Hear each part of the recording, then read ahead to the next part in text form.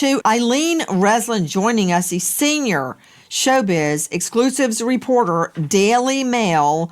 Eileen, I want to hear about what was found at the scene, because just like Matthew Perry, he's in a hot tub. There's nothing suspicious about that.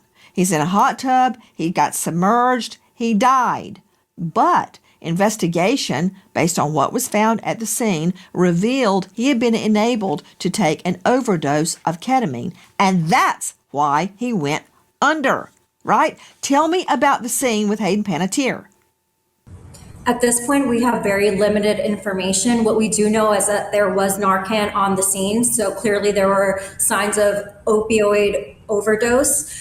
But there hasn't been a suspect that has been named. They've said that there's no foul play and that there were no signs of trauma. So there is an investigation that's ongoing, but right now they're not looking at it as a criminal investigation.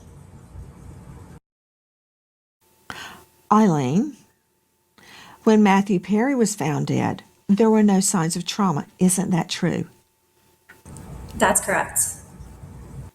Okay, so you are familiar with multiple felony cases and investigations into the death of Matthew Perry, right? You know about those, right?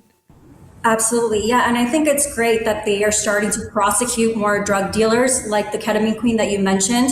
But I do want to point out that unfortunately that's not always the case and they're not always successful, because for instance with Demi Lovato, they tried to prosecute her dealer and that went nowhere. So I think that at that point they reported it as a medical induced or self-induced medical emergency. So I think it's really case by case. So it will be interesting to see how the local police department handles this particular case with Hayden. Eileen, I really appreciate your legal analysis and your investigative prowess. However, when I find a dead body, I don't just assume there's no foul play, okay? That's completely irresponsible.